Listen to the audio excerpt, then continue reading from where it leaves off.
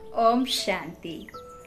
10 मई 2023 के ईश्वरीय महावाक्य हैं आज के ज्ञान सागर के ज्ञान मोती।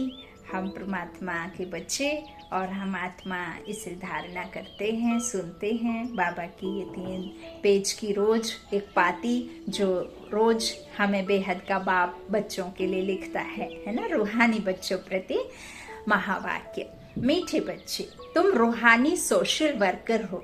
तुम्हें भारत को स्वर्ग बनाने की सेवा करनी है, दुख धाम को सुख धाम बनाना है। ऐसे नहीं है कि दुख की दुनिया अलग है, सुख की दुनिया अलग है। दुख खत्म करने के लिए आपको वो दुनिया को यहाँ ही लाने के लिए आपको अपने विकारों पर जीत पहननी होगी, है ना, कर्मों को श्रेष्ठ बना करके और अपने जो परमात्मा की श्रीमत है उस पर चल करके, है ना। अच्छा, प्रश्न है, संगम पर तुम ब्राह्मण बच्चे किस बात में बहुत एक्सपर्ट तीखे बन जाते हो? उत्तर, सभी मनुष्य आत्माओं की मनोकामना पूर्ण करने में अभी तुम एक्सपर्ट बने हो। मनुष्यों की कामना मुक्ति और जीवन मुक्ति पाने की है। मुक्ति और जीवन मुक्ति आप सभी समझते हैं। मुक्ति क्या है और जीवन मुक्ति क्या है या बताऊं?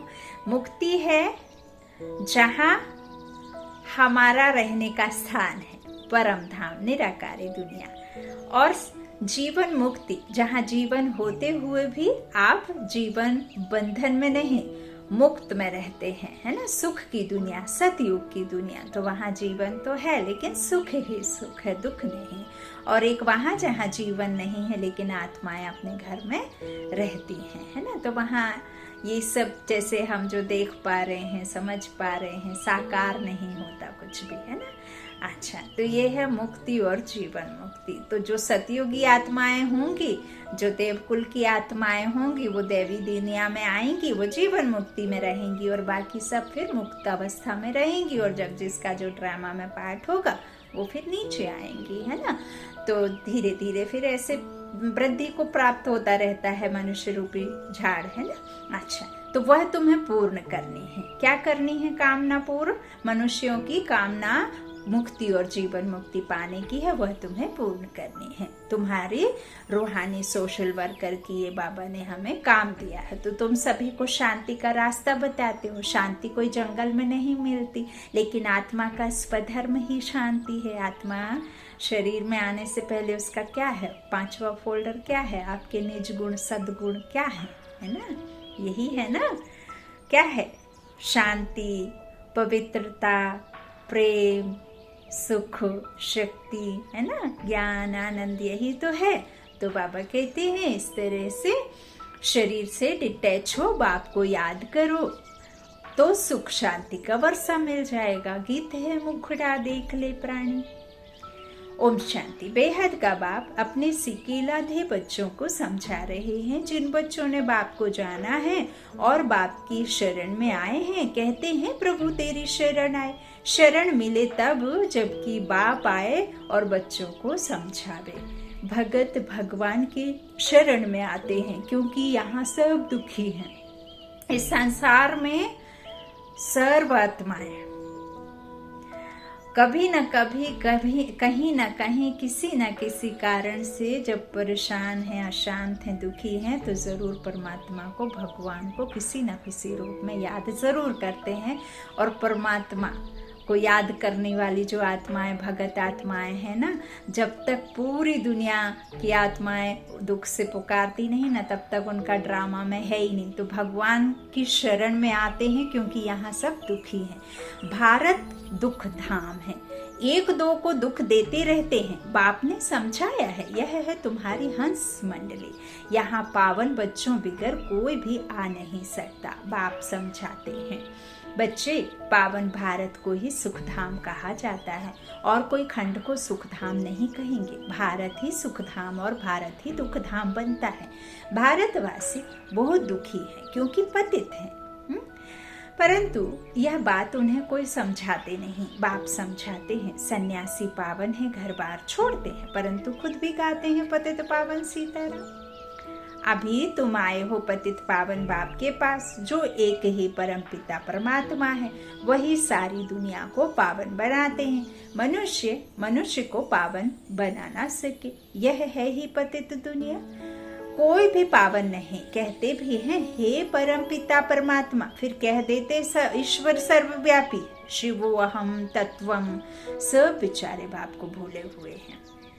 जैसे मनुष्य शराब पीते हैं तो भले वह देवाला मारा हुआ है तो भी शराब से एकदम नशा चढ़ जाता है, वैसे ही मनुष्य को यह पता नहीं पड़ता कि यह विकार की जो विकार है पतित बनाते हैं। तब तो सन्यासी भी पावन बनने के लिए घर बार छोड़ते हैं, परंतु वह है निवृत्ति मार्ग। यहाँ तो बाप आए हैं जो आधा कल्प से दुखी हैं, वह आकर शरण लेते हैं। दुखी करने वाले है माया, 5 विकारों के महारोगी है। मनुष्य को रावण ने बिल्कुल असुर बनाया है। असुर किससे कहेंगे? कहते हैं ना, जब कोई किसी को बहुत कष्ट देता है, घर में एक बच्चा बहुत अच्छा, एक बच्चा बहुत इतने कुकर्म करेगा, गंदे काम करेगा, शराब के नशे में डूबा रहेगा, गंदे गंदे काम करेगा, है ना, पढ़ाई नहीं करेगा, कुछ नहीं, तो कहेंगे ना तुम तो बिल्कुल राक्षस के माफिक हो, तुम तो बिल्कुल हरकतें एक भी ठीक नहीं है। तो असुर किससे कहेंगे?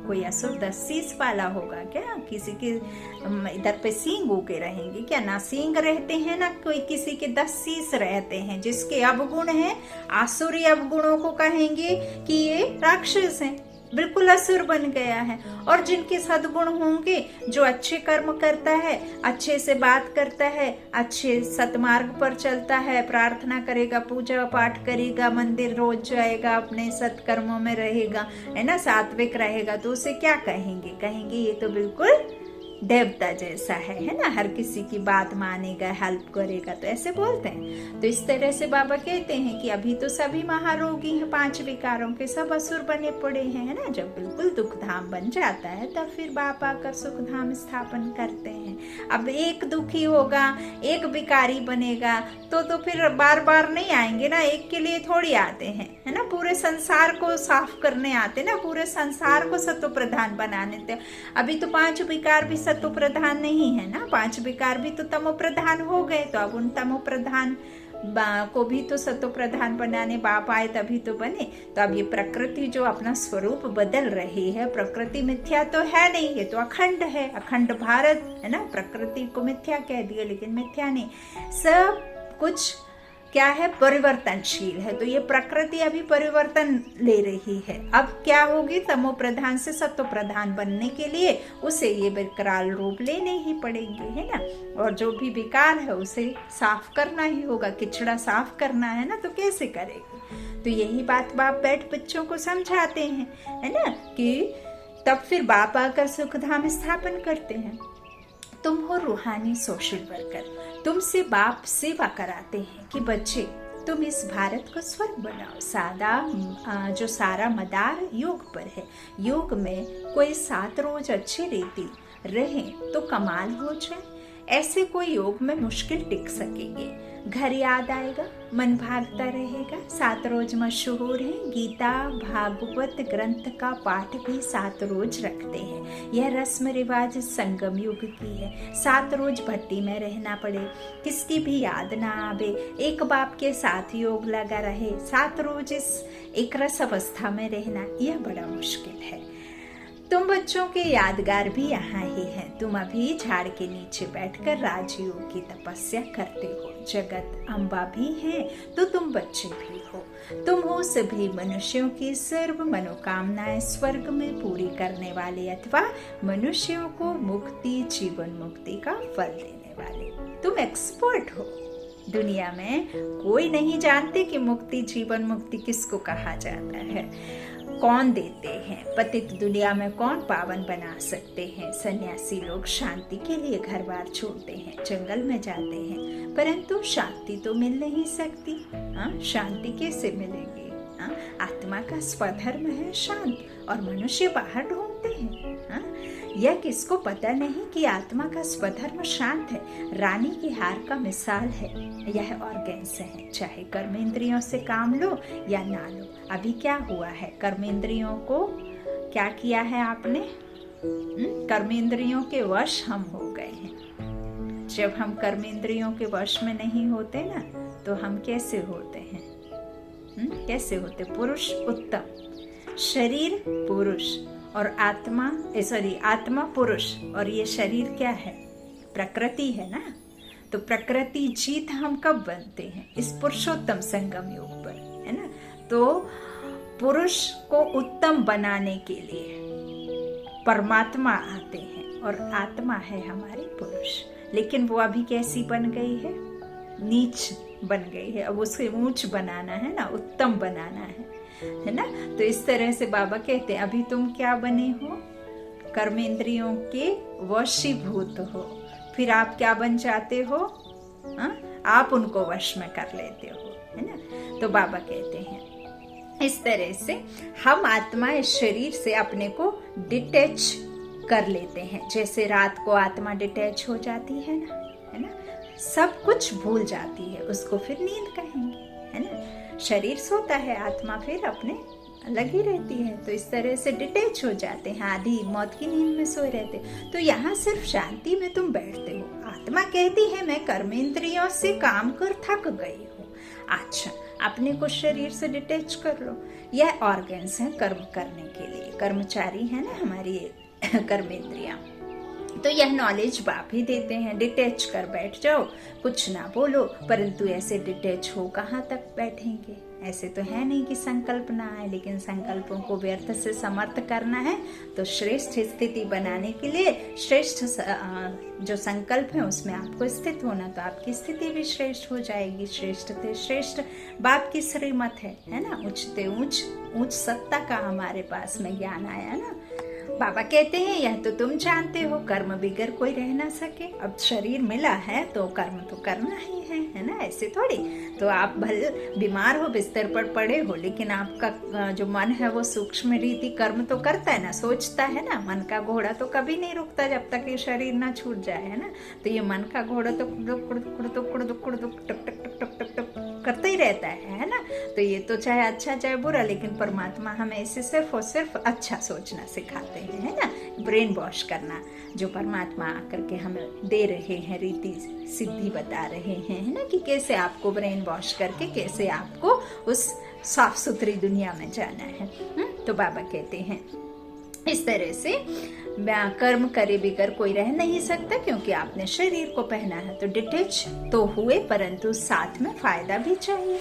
सिर्फ डिटैच हो बैठने से इतना फायदा नहीं होगा। डिटैच हो, फिर मुझे याद करो, तो तुमको फायदा होगा, शक्ति मिलेगी। बाप अपने बच्चों को समझाते हैं, बच्चे यह ज्ञान इंद्र सभा है, कोई पानी गिरे नहीं। और गिरने के लिए जो यज्ञ आदि करते हैं कि इंद्र देवता आप आ जाओ, पानी गिरा दो, फसलें सूख गई हैं, फसलें उग नहीं रही हैं, ऊपर से बरसात नहीं होगी, तो इंद्र देवता को क्या करो, यज्ञ आदि रच करके फिर उसे खुश करके पानी को गिराते हैं। लेकिन परमात्मा कहते हैं ज्ञान इंद्र सभा, तुम ज्ञान इंद्र सभा हो।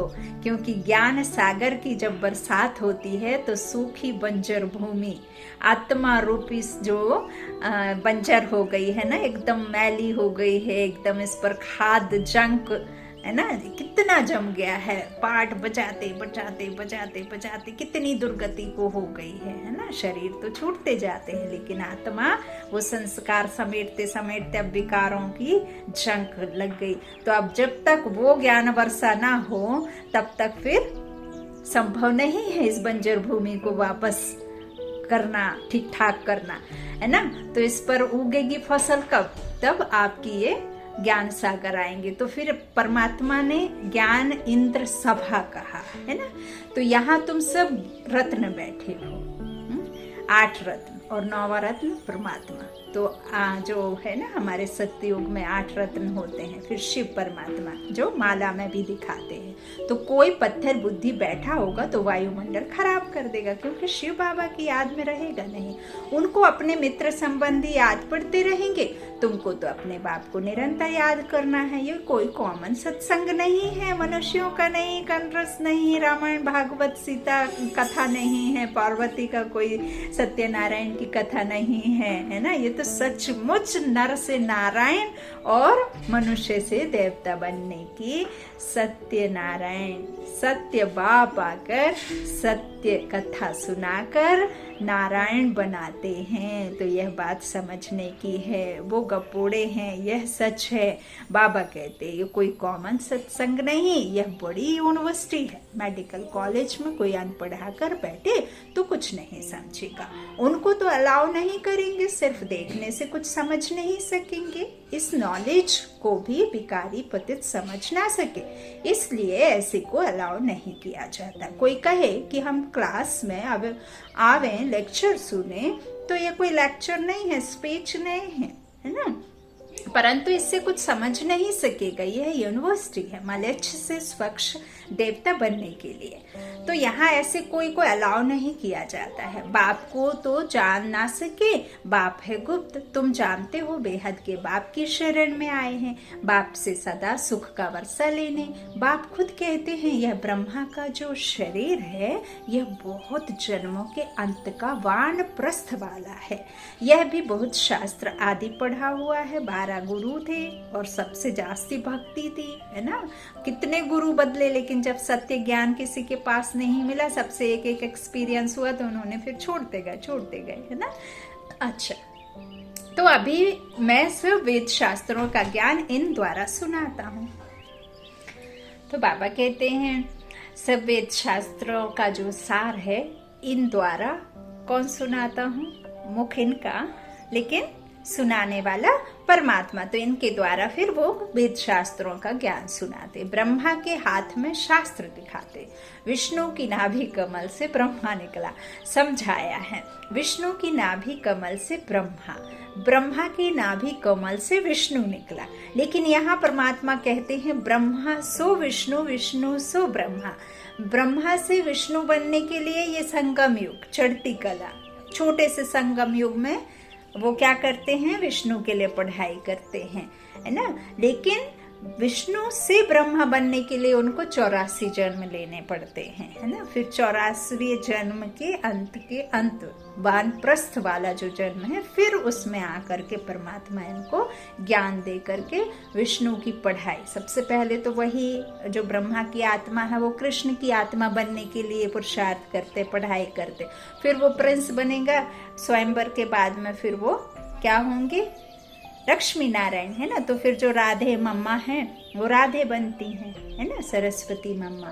तो फिर इस तरह से अभी परमात्मा कहते भी, बाबा ने ये भी बताया है, जो माताएं बहनें जाती हैं भोग लेकर के, तो ये भी कि कृष्ण जो है वो सतयुग का सतो प्रधान बाल्यावस्था में, फिर वही जब उनके माता पिता तो इसी उसमें रहेंगे, है ना। तो उनका जो कृष्ण का जन्म होगा वो योग से होगा, जो युगल हैं अभी आ चुके हैं, है ना। योग से फिर कृष्ण होगा, लेकिन वो इस कलयुग के होंगे। इसीलिए जब तक वो माता पिता का शरीर नहीं छूट जाएगा तब तक फिर सतयुग स्टार्ट नहीं होगा। सतयुग स्टार्ट कब होगा, जब लक्ष्मी नारायण का राज्य आ जाएगा, है ना। तो सारी आत्माएं सतो प्रधान होनी चाहिए, कोई भी आत्मा इधर की नहीं, तब फिर वो डायनेस्टी शुरू होती है। लेकिन कृष्ण के माता पिता यहाँ से ही होंगे, कोई नाभि से नहीं निकलते। तो इसलिए ऐसे फिर कहते हैं ब्रह्मा की रात ब्रह्मा का दिन, है ना। अच्छा, तो लक्ष्मी बाबा कहते हैं इस तरह ब्रह्मा सरस्वती दोनों कैसे लक्ष्मी नारायण लक्ष्मी बनते हैं। फिर 84 जन्म पूरा कर अंत में ब्रह्मा सरस्वती बनते हैं। उन्होंने फिर गांधी की नाभि कमल से नेहरू दिखाया है। अभी यहाँ तो क्षीर सागर है नहीं, यह है विषय सागर, है ना। तो क्षीर सागर सतयुग में दिखाते हैं। तुम बच्चे जानते हो आधा कल्प से माया ने दुखी बनाया है। भारत जितना दुखी और कोई नहीं है। हम भी इधर विदेश में हैं, इतना दुख कोई नहीं है जितना गरीबी, जितनी भूखमरी, जितनी अकाली मृत्यु, जितने एक्सीडेंट, जितने रूल तोड़े जाते हैं, जितना वहाँ पाप कर्म है ना, विकर्म, उतना कहीं ज़्यादा नहीं है। पनिशमेंट ऐसे ऐसे हैं कि पाप करने से लोग डरते हैं। तो अपने यहाँ तो थोड़े थोड़े पैसे के लिए बाप बेटा, बेटा बाप, पति पत्नी कुछ भी नहीं समझते हैं। इतना सा धन माया के पीछे मिल करके क्या कर रहे हैं सभी जानते हैं, है ना। तो इस तरह बाप बैठ समझाते हैं कि तुम बच्चे जानते हो कि किस तरह से भारत को माया ने दुखी बनाया है ना। इतना दुखी कोई नहीं है भारत जितना। बाबा कहते हैं हो भी नहीं सकता ना, ये भी ड्रामा में नूंद है। बाप कहते हैं देवी देवता धर्म प्रायः लोप होना ही है ना, क्योंकि अभी वो टांग है ही नहीं। अभी 3 टांग है लेकिन देवी देवता वाली टांग नहीं। जब वो टांग रहती तो फिर ये 3 टांगें नहीं रहती। तो इस तरह बाप बैठ बच्चों को सारी बातें ये नॉलेज बुद्धि में धारणा करने का है। तब तो फिर मैं आकर के फिर से नया धर्म स्थापन करूं। बरोबर अब स्थापन हो रहा है। तुम बच्चे आकर बाप से वर्षा ले रहे हो। जानते हो स्वर्ग में कौन राज्य करते हैं? बचपन में राधे कृष्ण, वही फिर लक्ष्मी नारायण बनते हैं। अब तो बाप आया हुआ है, भिन्न नाम रूप से लक्ष्मी नारायण पढ़ते हैं। श्री कृष्ण का सांवरा रूप यहाँ बैठा है, जो श्री कृष्ण का सांवरा रूप है, अर्थात कामचिता पर बैठ जब देवी देवता द्वापर में आकर के काले बनते हैं तो वही फिर आत्मा क्या हुई है? सांवरी हो गई है ना। श्याम सुंदर, सुंदर क्या होता है? श्याम बन जाता है, तो उसे क्या कहते हैं? सांवरा रूप। तो यहाँ बैठा है बाप, इसको उस पार ले जाते हैं, सुंदर बना रहे हैं, फिर उस पार ले जाएंगे। शास्त्रों में दिखाते हैं श्री कृष्ण को टोकरी में उस पार ले गए। बहुत प्यारा, बहुत सारे बाबा के बच्चों के मन में ये संकल्प, ये क्वेश्चन आता है। आज देखो बाबा ने वो बताया है कि कैसे दिखाते हैं, आधी रात में कृष्ण को जन्म टोकरी में ले जाते। तो बाबा कहते श्री कृष्ण का जो सांवरा रूप है वो यहाँ बैठा है, बाप इसको पार ले जाते हैं। शास्त्रों में दिखाते हैं श्री कृष्ण को टोकरी में ले जाते ना सुदामा, तो उस पार ले गए। अब शिव बाबा आया हुआ है, तुम बच्चों को आंखों पर बिठाकर स्वर्ग का मालिक बनाते हैं। सारी वंशावली को पढ़ाकर बाप ले जाते हैं कंसपुरी से कृष्णपुरी में। अब यहाँ तो कंसपुरी है, कृष्णपुरी में तो कंस होता नहीं, कोई अकासुर बकासुर की तो बात नहीं है। देवताओं के हाथ में तो कोई स्वदर्शन चक्र उंगली पर फिराते हुए किसी का खून करने तो उनको अलाउ नहीं है ना। तो वो सब तो यहाँ है। वो कंसपुरी से कृष्णपुरी में कौन ले जाता है? बाप। एक की तो बात नहीं है, एक कृष्ण, एक कंस, एक शूर्पणखा, एक द्रौपदी, एक सीता, एक वो तो नहीं, राम एक है लेकिन बाकी सब तो अनेक है ना। तो इस तरह बाबा कहते हैं कि एक की बात नहीं। रावणपुरी से तुम सबको निकाल नयनों पर बिठाकर सुख धाम ले जाता हूँ। मैं तुम बच्चों को स्वर्ग तक पहुँचाने आया हूँ। फिर इस पुरानी दुनिया का विनाश हो जाएगा। लड़ाई की बात भी शास्त्रों में है, परंतु समझते कुछ भी नहीं है। यह दादा भी बहुत शास्त्र पढ़ा हुआ है। अब बाबा कहते हैं इन सबको छोड़ मामे कम याद करो, मैं सबका सतगुरु हूँ। कंसपुरी कलयुग को कृष्णपुरी सतयुग को कहा जाता है। अब तुमको रावणपुरी से रामपुरी व कृष्णपुरी मैं ले चलता हूँ। चलेंगे सुखधाम कृष्णपुरी में। गाते हैं ना भजो राधे गोविंद। यह हुआ भक्ति मार्ग। अभी तुम राधे गोविंद फिर से बन रहे हो। अभी तुम्हारा दोनों ताज नहीं रहा है, न लाइट का न राजाई का। पवित्र को ही लाइट का ताज देते हैं। लक्ष्मी नारायण तो है ही सदा पवित्र, उनको कभी संन्यास नहीं करना पड़ता है। सन्यासी जन्म लेकर फिर घर बार छोड़ते हैं पवित्र बनने के लिए। बाबा कहते मैं कोई संन्यास धर्म या किसी तरह से घर बार छोड़ करके कहीं जंगलों में दुनिया बसाने नहीं आता हूँ। मंदिर घर होता है ना, घर को ही मंदिर कहते हैं। और ये पावन मंदिर, और इसमें वो पूज्य आत्मा विराजमान होती है, देव आत्मा विराजमान होती। तो कितना साफ मंदिर चाहिए होता है, और घर ही मंदिर है, और पूरी दुनिया ही पूज्य है ना। अच्छा, ऐसी दुनिया का मैं स्थापन करता हूँ। अच्छा, बाबा कहते हैं अभी तो क्या करते हैं, सन्यासी जन्म लेकर फिर घर बार छोड़ते हैं पवित्र बनने के लिए। लेकिन बाबा कहते हैं तुम्हारा 21 जन्मों के लिए यह एक जन्म का सन्यास होता है ना। तो वह कोई 21 जन्म पवित्र नहीं होते, वह पहले तो भिखारियों के पास जन्म ले पतित बन जाते, फिर पवित्र बनने के लिए घर बार छोड़ते हैं, है ना। माँ के कोख से ही तो आते हैं, तो वह है रजोगुणी सन्यास। बाप कहते हैं मैं नॉलेजफुल हूँ, नॉलेजफुल विल्सफुल, मेरे में ही फुल नॉलेज है, मैं ही मियाँ मिठू हूँ, तुम कोई नहीं हो। मूल वतन सूक्ष्म वतन, मूल वतन स्थूल वतन। सूक्ष्म वतन देवी देवता का साक्षात्कार करने, यूँ जरूरत नहीं है, बाबा ने साक्षात्कार के लिए रखा हुआ है। मूल वतन जो शांति धाम सुख धाम को कहेंगे सतयुग, है ना। तो अभी बाबा 3 जो है वतन की बात करते हैं, सूक्ष्म वतन, मूल वतन, स्थूल वतन। जहाँ अभी हम बैठे हैं वो स्थूल वतन है, जहाँ हम सब कुछ देख पा रहे हैं। और सृष्टि के आदि मध्य अंत की फुल नॉलेज तुम बच्चों को देता हूँ, जिससे तुम फुल बनते हो। देवी देवताएं हैं ही फुल, तुम बच्चे बाप की गोद में आए हो, जानते हो हम श्रीमत पर चल फिर से राज्य भाग्य लेते हैं। यह हार जीत का खेल है, माया से हारे हार है, माया से जीते जीत है। आत्मा की लड़ाई आत्मा से है, कोई बाहुबल की जरूरत नहीं है, कोई अस्त्र शस्त्र बंदूक आदि उठाने की जरूरत तुम बच्चों को नहीं है। तुम्हारी रूहानी सेना और तुम हो ही गुप्त सेना, तो तुम्हारी है ही साइलेंस की पावर, जिससे नई दुनिया की स्थापना होगी। तो तुम सर्वशक्तिमान बाप से योग लगाकर शक्ति ले माया पर विजय पाते हो। समझते हो हमारा 84 जन्मों का ड्रामा अब पूरा होता है, हम फिर से राज्य भाग्य लेते हैं। लक्ष्मी नारायण को क्षीर सागर में दिखाते हैं, यह है विषय सागर। राधे कृष्ण तो छोटे बच्चे थे, श्री कृष्ण को बहुत प्यार से झूले में झूलाते हैं, समझते हैं वह स्वर्ग का प्रिंस है। श्री कृष्ण को 16 कला कहा जाता है, राम को 14 कला। 16 कला 14 कला, सूर्यवंशी चंद्रवंशी।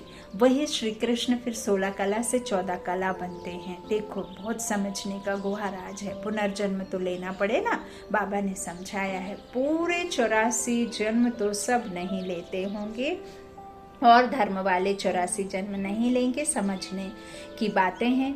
फादर से वर्षा जरूर मिलना चाहिए, वह है स्वर्ग का रचयिता, तो जरूर स्वर्ग का मालिक ही बनाएंगे। वह फादर परम धाम में रहते हैं, हम भी वहां से आते हैं। बाबा को अच्छी रीति याद करना है। माँ के कोख में आपको ये शरीर रूपी तन मिलता है, लेकिन आप माँ के कोख में नहीं रहते हैं, आते हैं, है ना। तभी तो फिर 5th 6th मंथ में ही चिरपुर करता है ना बच्चे के। जब तक जीव आत्मा नहीं आ जाती जीव में, तब तक उसमें कोई भी क्या नहीं होता, चलायमान नहीं होता, है ना। तो वो आती ही शक्ति आत्मा है, तब फिर उसको चिरपुर शुरू होती है, मूवमेंट शुरू होती है। तो इस तरह बाबा कहते हैं हम भी वहां से आते हैं आत्माएं। बाबा को अच्छी रीति याद करना है, याद से शांति मिलेगी। मनुष्य तो कहेंगे परम धाम से योग कैसे लगाएं, मूंझ पड़ते हैं, तुमको तो सब समझ मिली है। बाप आते ही हैं दुख धाम और सुख धाम के संगम पर। कलयुग अंत है दुख धाम, सतयुग आदि है सुख धाम। दुख धाम को बदल सुख धाम में बाप ही बिठाएंगे। इतनी ही समझ की बातें हैं। यह पढ़ाई पवित्रता के बिगर कोई पढ़ ना सके, इसलिए यहाँ पतित को नहीं बिठाया जाता। अब पतित और पवित्रता, तो इन दोनों में भी अंतर समझ लेते हैं, ठीक से समझते नहीं हैं और बाबा की पढ़ाई छोड़ देते हैं। पवित्रता अर्थात परमात्मा के जो बच्चे होंगे, जो श्रेष्ठ स्थिति में अपने आप को स्थित करेंगे। व्यर्थ से समर्थि में आने के लिए आपको अपने आत्मा में प्यूरिटी भरनी ही होगी, तभी आप उस एवर प्योर रहने वाले परम आत्मा के पास में अपनी बुद्धि को ले जा पाएंगे। यदि आपके अंदर किसी भी तरह का मनसा वाचा कर्मणा कुछ विकार रह जाता है ना, तो आप उसके साथ में कनेक्शन नहीं जोड़ पाते हैं, क्योंकि तार में कुछ ना कुछ यदि आता है ना, तो वो चुंबक खींच नहीं पाता है ना, कोई वो आड़ा तिरछा भाग जाता है। तो ऐसे ही जैसे मोबाइल का चार्जर अगर आप ठीक से नहीं बिठाते हैं तो मोबाइल चार्ज नहीं होता है। तो आप चार्ज कब होंगे? जब आप समर्थ में रहेंगे। तो आप समर्थ में रहेंगे तब तो फिर खुद को आत्मा निश्चय करना पड़ेगा, तब तो फिर परमात्मा से। आप देह में रहेंगे, देह के संबंधों में, तो देह संबंध याद आएंगे। आप जब खुद को आत्मा समझेंगे तब फिर उस देही के साथ में जोड़ पाएंगे। तो यह बातें हैं बाबा की। बाबा कहते हैं इस तरह से पवित्रता के बिना कोई यहाँ बिठाया जाता नहीं। समझाना है, तुम आधा कल्प के महारोगी हो, माया ने महारोगी बनाया है, इसलिए पहले भट्टी में रखा जाता है। तुम बच्चे हर एक के ऑक्यूपेशन को जान गए हो। शिव के मंदिर में जाएंगे तो समझ जाएंगे। यह बाबा गति सदगति दाता है। सबसे बड़ा तीर्थ भी भारत है, परंतु गीता में श्री कृष्ण का नाम डाल दिया है, शिव बाबा का नाम गुम कर दिया है।